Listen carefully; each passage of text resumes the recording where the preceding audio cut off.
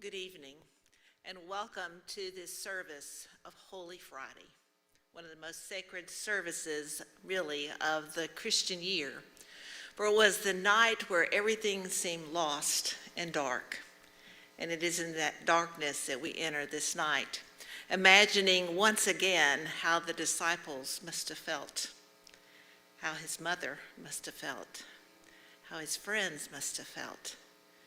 Because where we know the rest of the story, they did not. And so as we prepare to go into this service, I will just remind you that the service will be a mixture of scripture, words, and music. And on Sunday, I hope to invite you back at 9:30 and 11 for our 4 morning services at contemporary and traditional at both times, as well as the 4 o'clock afternoon service out on the lawn. But let's not hurry to get there, for it is in the grief that we experienced on Friday night that will make the joy we experience on Sunday morning all the better.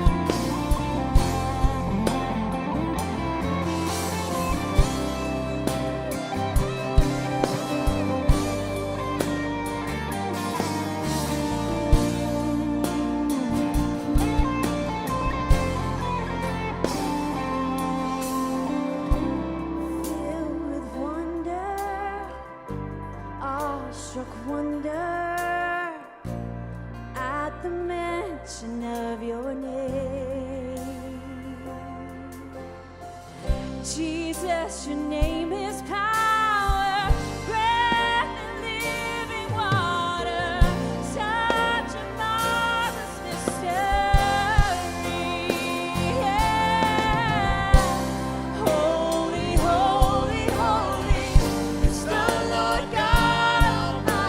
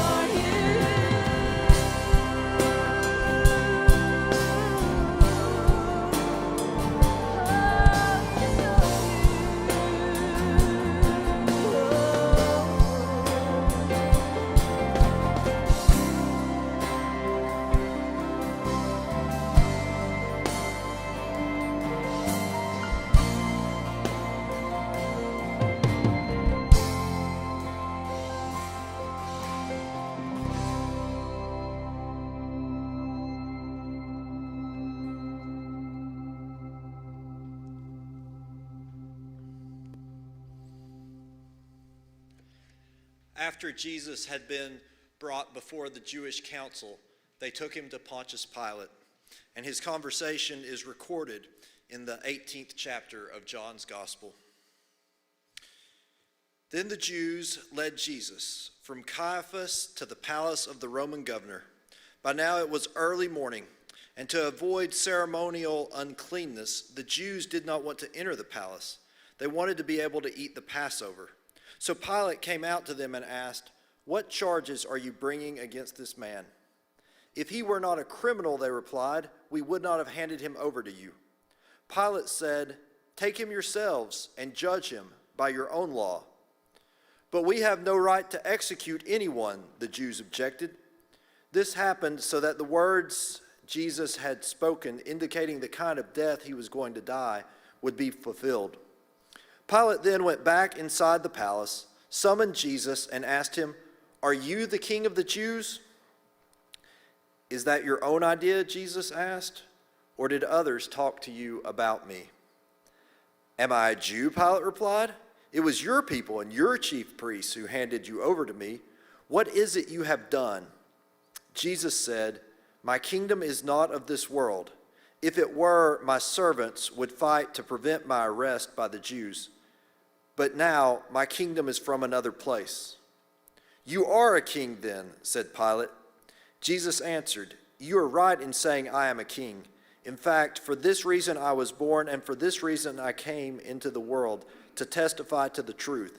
Everyone on the side of truth listens to me." And if we were to continue with that reading, very shortly thereafter, you would hear Pilate ask, "What is truth? What is truth?" You know, the older I get, the more I admire Pontius Pilate. Well, admire may be a strong word, but let's just say appreciate. He was a realist. He was pragmatic. He knew how to get things done. He had a job to do, and he knew the world was a messy place. He knew you had different competing constituencies you had to keep happy. He had to keep the peace with the people in the local area and not allow the uprisings to get too out of hand to keep his boss in Rome happy. And he needed to show his authority over the people so that they wouldn't try to overthrow him, so that they wouldn't think they could push him around. But he also had to give in now and again to keep emotions from getting too high. He didn't have any problem with justice. He liked to set the innocent free. We see he tried several times to set Jesus free. But, you know, it just wasn't the politically expedient thing to do. And if occasionally you have to sacrifice the life of an innocent person because things are out of hand, because you need to keep certain people happy, well, that's the price of progress. And the older I get, the more I see how messy our world is, how messy our lives are, and how many competing priorities we have to balance. Pilate was a master at this. In fact, he even had this sense of wonder about Jesus.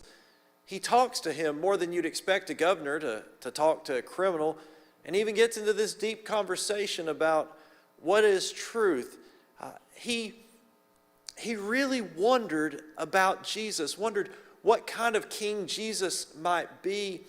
And Jesus tells him, Jesus says, "I am a king, but my kingdom is not of this world." And that seemed to fascinate Pilate. But ultimately, Jesus became too inconvenient. So while fascinating, he had to be banished.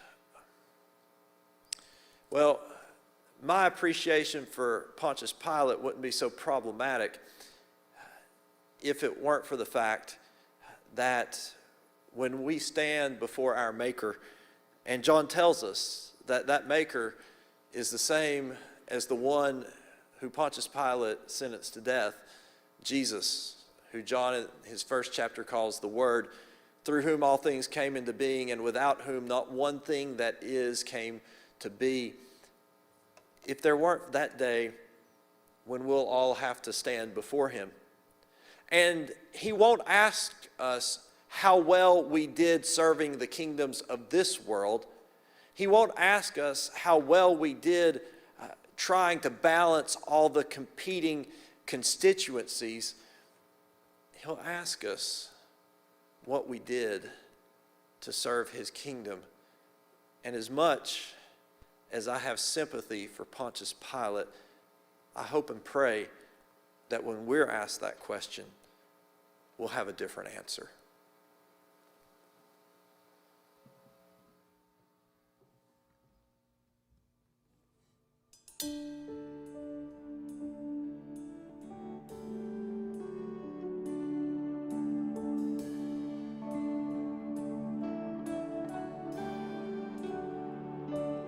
In the darkness we were waiting, without hope, without light, till from heaven you came running. There was mercy in your eyes to fulfill the law and prophets. To a virgin came the word, from a throne of endless glory to a cradle in the dirt.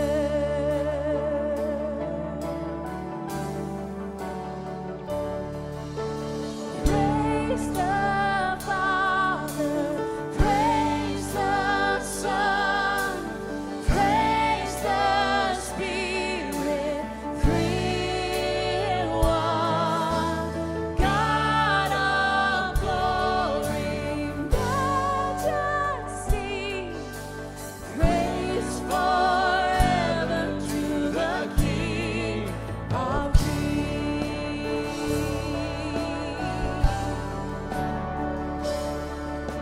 We feel the kingdom come, and to reconcile the lost, to redeem the whole creation.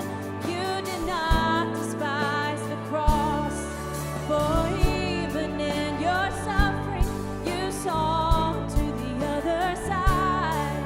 Knowing this was our salvation, Jesus, for our sake you died.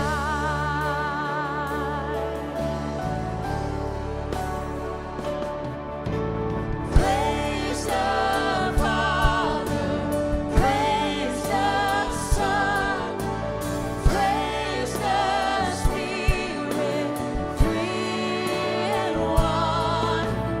God of glory, majesty, praise forever to the King of Kings.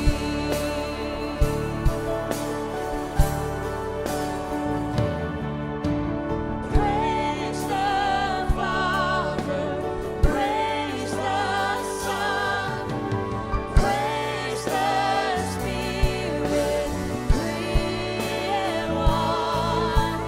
God of glory, majesty, praise forever to the King of Kings.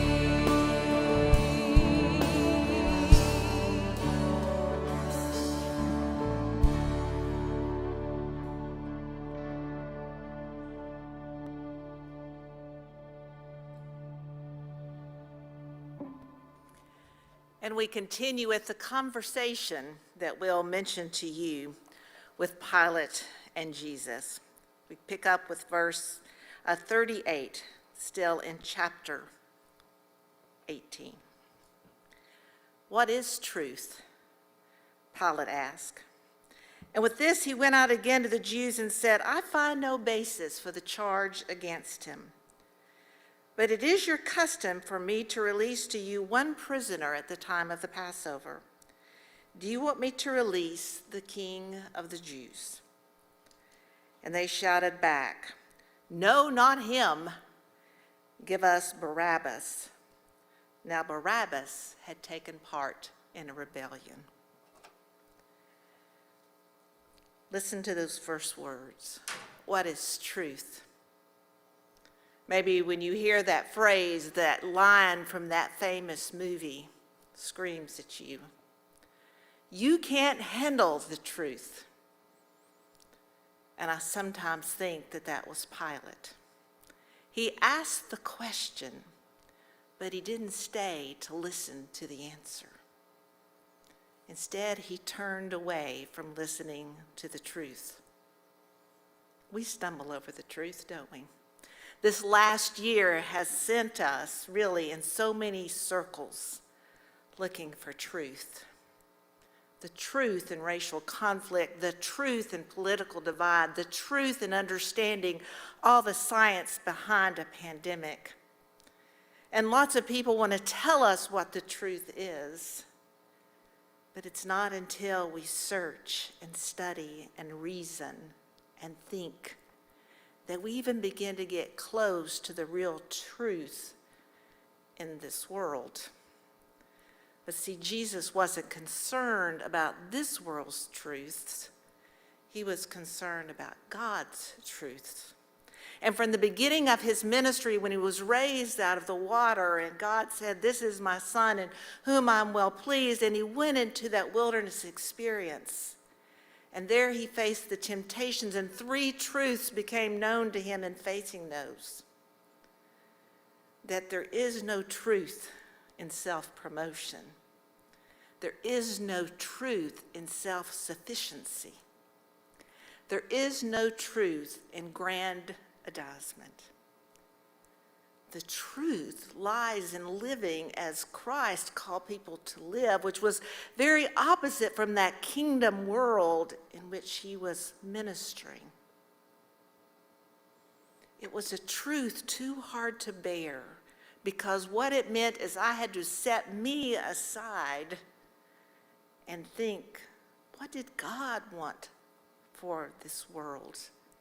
What does God's kingdom come here really look like? I have to pause and wonder,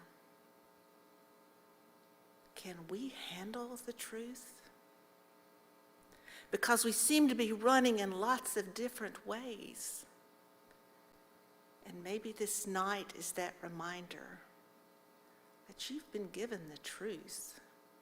You've been told what it is that God wants us to be and do and act.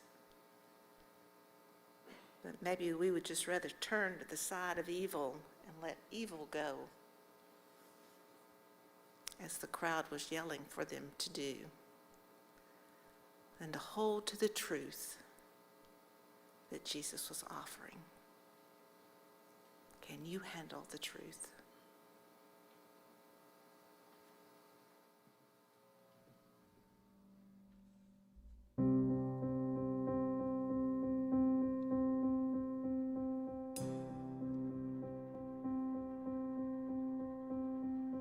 One voice in the dark, a song that lights up the stars, one breath that gives life, one sovereign in power, who speaks with thunder and fire. One Lord, one King, there is no other that can compare to you. You are the one alone in greatness, the one who never changes. Jesus, you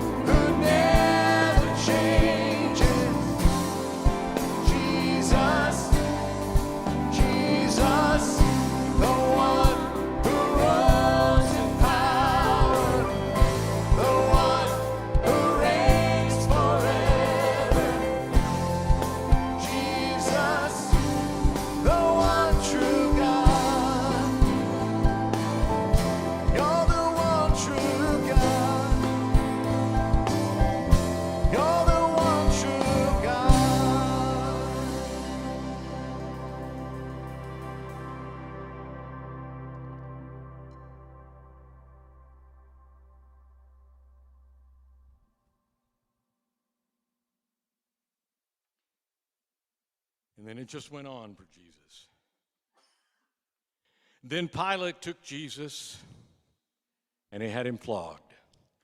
The soldiers twisted together a crown of thorns and put it on his head. They clothed him in a purple robe and went up to him again and again, saying, "Hail, King of the Jews!"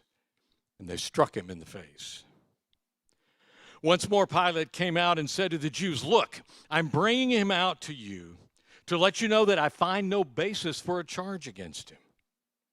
When Jesus came out wearing the crown of thorns and the purple robe, Pilate said to them, "Here's the man." As soon as the chief priests and their officials saw him, they shouted, "Crucify! Crucify!" But Pilate answered, "You take him in crucifying. As for me, I can find no basis for a charge against him." The Jews insisted, "We have a law. According to that law, he must die because he claimed to be the Son of God." When Pilate heard this, he was even more afraid. And he went back inside the palace. "Where do you come from?" he asked Jesus. But Jesus gave him no answer. "Do you refuse to speak to me?" Pilate said. "Don't you realize I have the power either to free you or crucify you?" Jesus answered, "You would have no power over me if it were not given to you from above. Therefore, the one who handed me over to you is guilty of a greater sin." I have to agree with Will about Pilate. I mean, he had no idea what to do. I mean, Pilate was somebody who knew about kings. He knew about authority, right? He was a governor, a prefect, as he might have been called in another culture. But he was not at the top of the food chain. There was a pay grade above his, and it was Emperor Tiberius. And Pilate answered to the emperor. So he knew good and well about kings, about authority, about power structures, about who you have to kowtow to and who you don't, and more importantly, who has to bow to you and who doesn't. And it's always that assistant manager, isn't it? That's always the one that's most dangerous. How dare you not answer me? Don't you realize I hold your life in my hand? But Jesus understood the power structure really in play. And he said, "No, you don't. No, you don't, Pilate." And Pilate had no idea. He had no perspective, no framework to process that. He was used to being almost the authority, though there was always one higher. You know, sometimes I think we all have some of that assistant manager syndrome from time to time. And that's throwing no shade toward assistant managers. But sometimes, having been one, I understand that you don't know how far the power goes. You're always aware that somebody has a little more. And there's that struggle for authority. You push it as far as you can, but you're not sure quite how far you can go. And you know what? we can throw Pilate under the bus, and we do this time every year. Pilate was operating out of and I'm not defending him, by the way, but he was operating out of the only framework he knew. And here was a disheveled rabbi, one of those Jews that were constantly a thorn in his side, now wearing thorns on his head, claiming to be king, and no idea what to do with that. And we do the same thing. We like to cling to as much power as we can, don't we? I mean, we're human. It's okay. We like to cling to as much power as we can. We like to have as much autonomy as we can possibly have. And that's the rub when it comes to following Jesus. He really only asked for one thing, and that's your life. He wants to be your king. We love for him to be our Savior. We love for him to be our Redeemer. We love for him to be our sustainer. We love the miracles. We love the water into wine. We love the blind being healed and all that. But that was just a way for him to help people understand the power that was operating through him. What he really wants is to be our emperor. He wants to be the one with ultimate control. But when we bow to him, we never have to worry about being thrown under the bus. We never have to worry about being taken advantage of. We never have to worry about somebody coming up behind us after our position. If he is on the throne. With anybody else, we don't have that confidence. Who's your boss? Who's the emperor? Who's the king?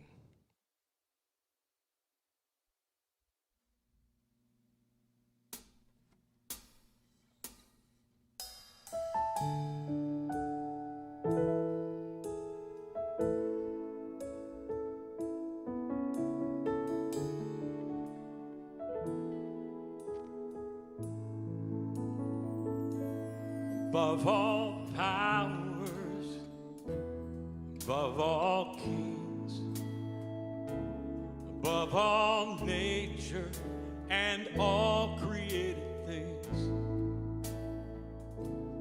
above all wisdom and all the ways of man,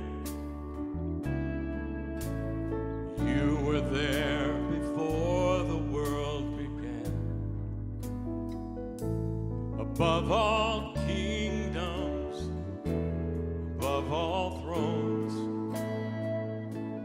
above all wonders this world has ever known, above all wealth, all the treasures of the earth, there's no way to measure what you're worth.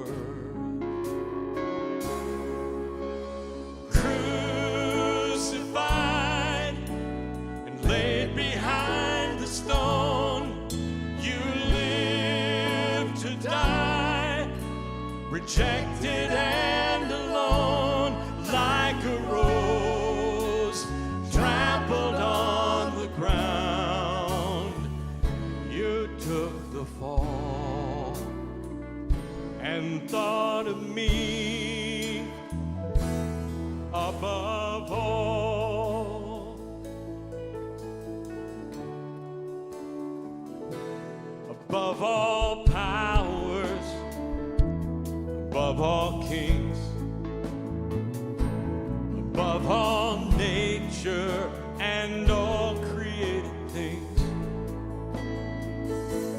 above all wisdom and all the ways of man, you were there before the world began. Above all kingdoms, above all thrones, above all wonders the world has ever known, above all wealth, all the treasures of the earth, there's no way to measure what you're worth.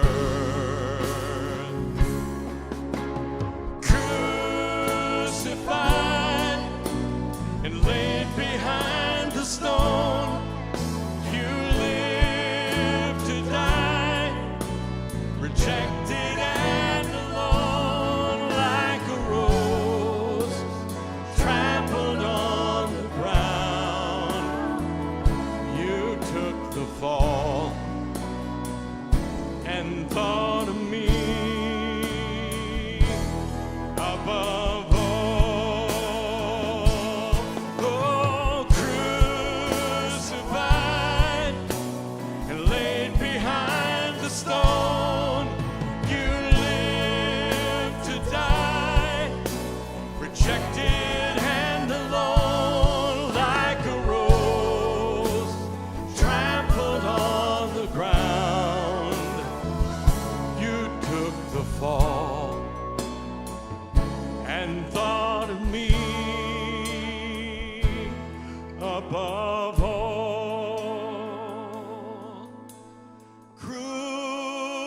crucified, laid behind the stone.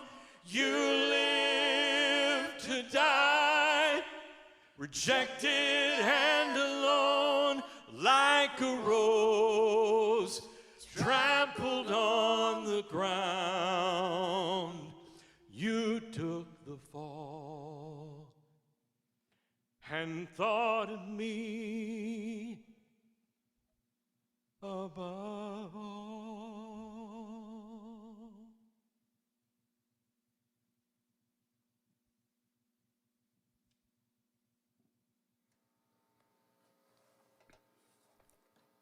From then on, Pilate tried to set Jesus free. But the Jews kept shouting, "If you let this man go, you are no friend of Caesar. Anyone who claims to be a king opposes Caesar." When Pilate heard this, he brought Jesus out and sat down on the judge's seat at a place known as the Stone Pavement, which in Aramaic is Gabbatha. It was the day of preparation of Passover week, about the 6th hour. "Here is your king," Pilate said to the Jews, but they shouted, take him away, crucify him." "Shall I crucify your king?" Pilate asked. "We have no king but Caesar," the chief priests answered. Finally, Pilate handed him over to them to be crucified. So this was it. This was the moment. That was the final chord in this great crescendo of events of the past few days.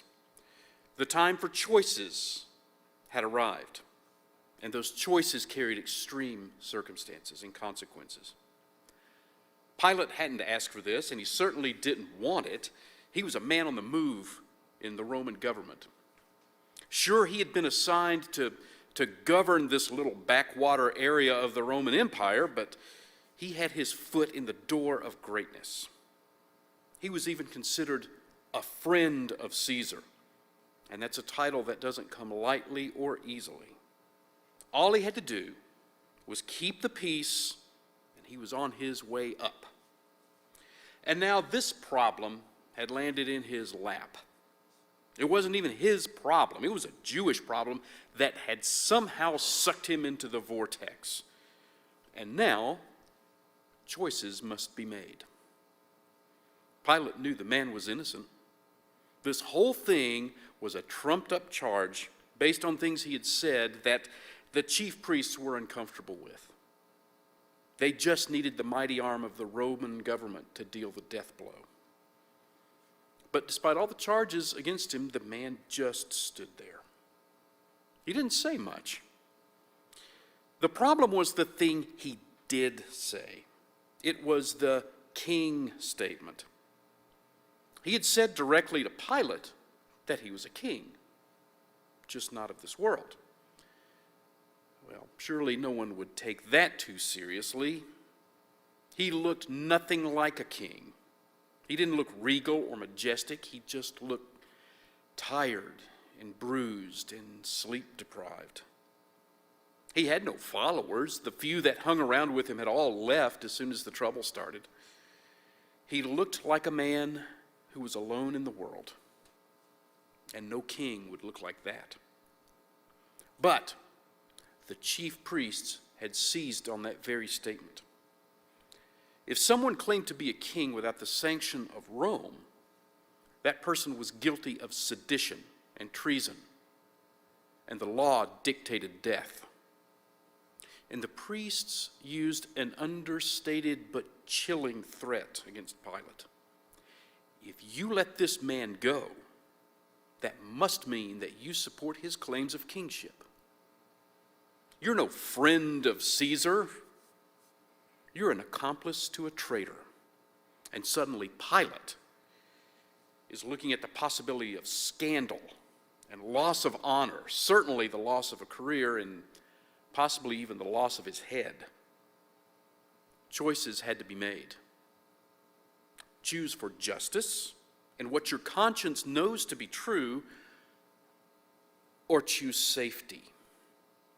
Choose the narrow path of truth or choose the wide path of just making all of this go away. The chief priests had choices as well. When Pilate brought the troublemaker to the seat of judgment and proclaimed, "Here is your king," they couldn't tell if Pilate was mocking them or trying to get them to confess something they had so strongly denied. Was Pilate trying to trap them into saying something dangerous? They weren't willing to take that chance. This man had to be eliminated, and Pilate was the only one who could make it happen. All of this king talk was what was so uncomfortable. Granted, there were miracles performed by this man, miracles that could only have been performed by God. God, who was the true king of Israel, that they proclaimed in the Passover liturgy, that even at this hour was being rehearsed and prepared for the Seder. But this man looked nothing like the king of Israel was supposed to look. And how foolish would they look now if they said, "Yes, he's our king. We were mistaken. The people should have believed him instead of us." Choices must be made. Either admit that they were wrong about Jesus all along and risk the ridicule of the people and loss of their status, or protect their power and their interpretations of what God should do and what God should be. And their choice was made. In one terrible sentence, they betrayed their entire nation's history, their entire theology, and their people's special relationship with God. We have no king but Caesar. They chose the world rather than heaven. Now, early in his ministry, Jesus was having a conversation with Nicodemus in a garden on one very dark night. And we remember and we embrace part of that conversation. It's the John 3:16 passage. But there was another part of that conversation that was a terrible truth. Jesus said, "This is the verdict. Light has come into the world, but people loved darkness rather than light because their deeds were evil." Just as Jesus stood silently in front of Pilate and the chief priests as they wrestled internally with what to do with him, so he still stands silently before us. A proclamation has been made. Here is your king. Choices must be made. Do we choose acceptance with all the cost that that might bring? Or do we choose denial and settle for a darkness of our own making?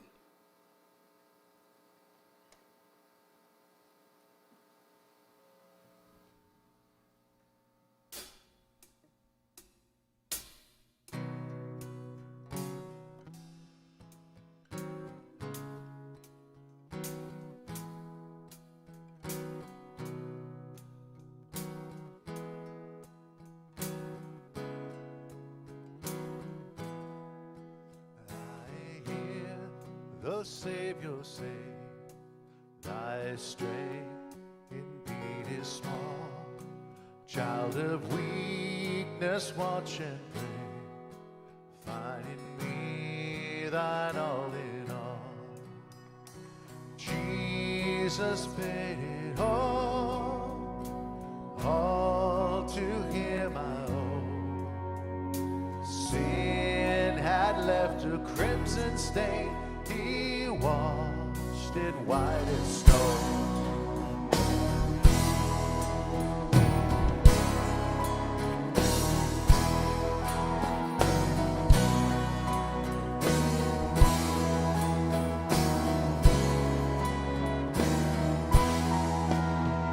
Oh, now indeed I find thy power and thine alone can change the leper's spots and melt this heart of stone. Jesus paid it all to him I owe. Sin had left a crimson stain. as snow.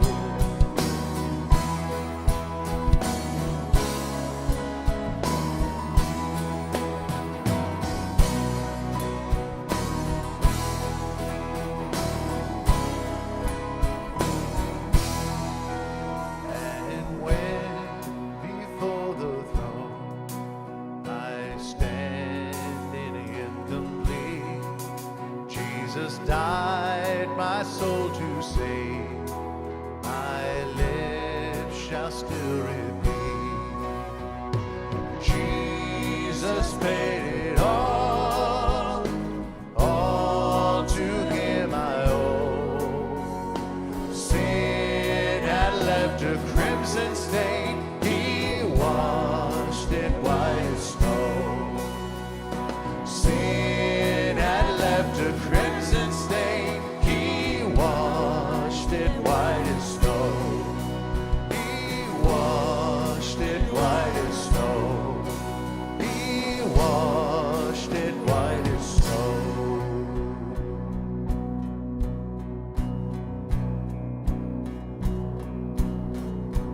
Oh, praise the one who paid my debt and raised this life up from the dead.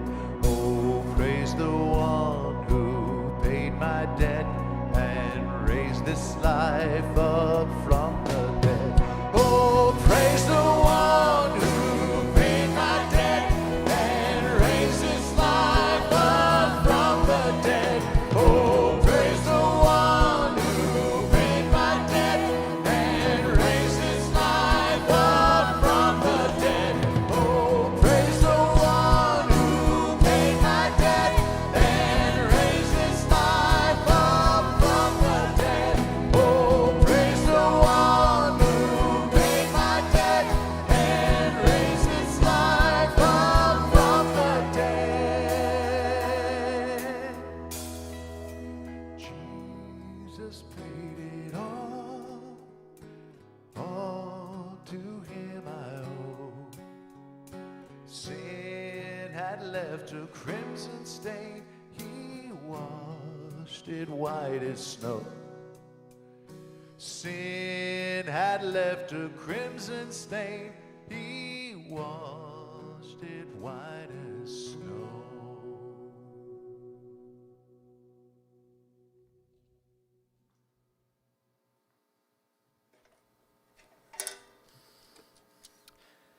After Jesus had been led out, beaten, and crucified, after he had hung on the cross for hours in agony, these words are shared with us about his final moments from the 19th chapter of the Gospel of John.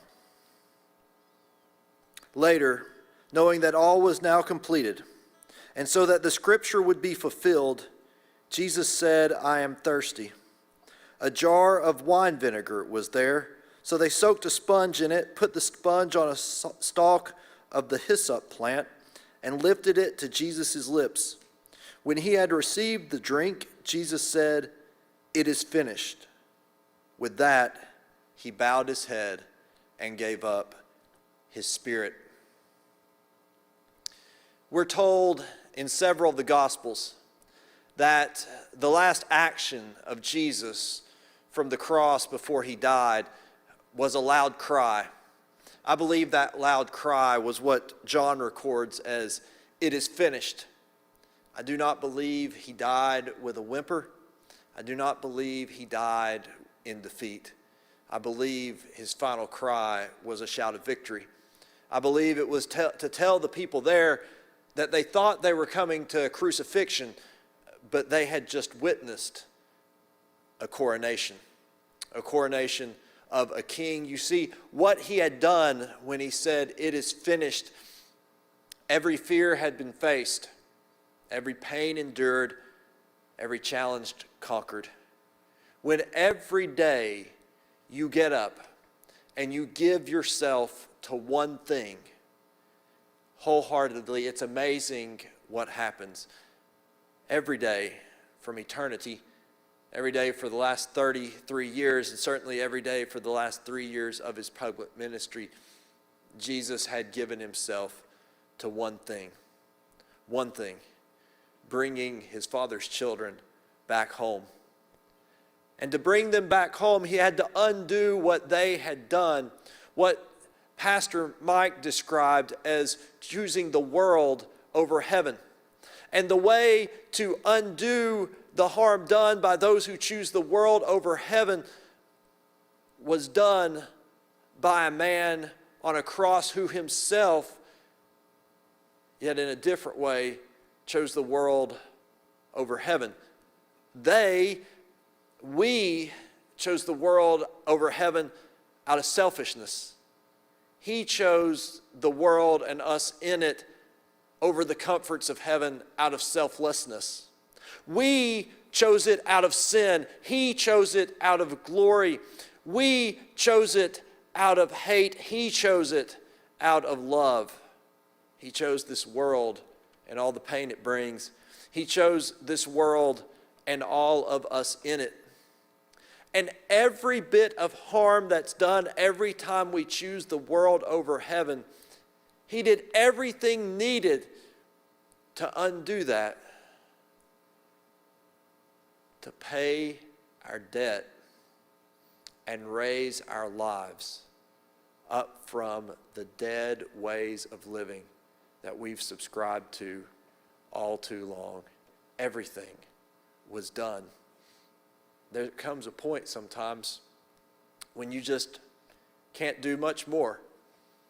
I remember some good friends of mine, and they're a happily married couple. I remember when they were first dating, or courting, as my granddad would want me to call it. They had this wonderful relationship, and we all knew they should get married, except he didn't know that. He was really struggling with this idea of a lifelong commitment. He'd had some hurts in his past, and he just worried it wouldn't work out. And one day she said to him, "I can't tell you everything that the future holds. I can't tell you everything's going to always be okay and always go fine. But I'll tell you, you've always got all of me." That's all. That's all she could do. And thankfully, it was enough for 30-some happy years and counting. Jesus gave us all of himself. And we face uncertain futures in this world, but he says, you have all of me, and you always will. Everything that you need, everything that needs to be done, it's done. It's enough. It's finished. Question is, will we receive it? Is it enough for us? Is it enough for you? Do you want to experiment with all the ways of this world? Or when it comes to all that, and when you consider what you've seen on the cross, are you finished?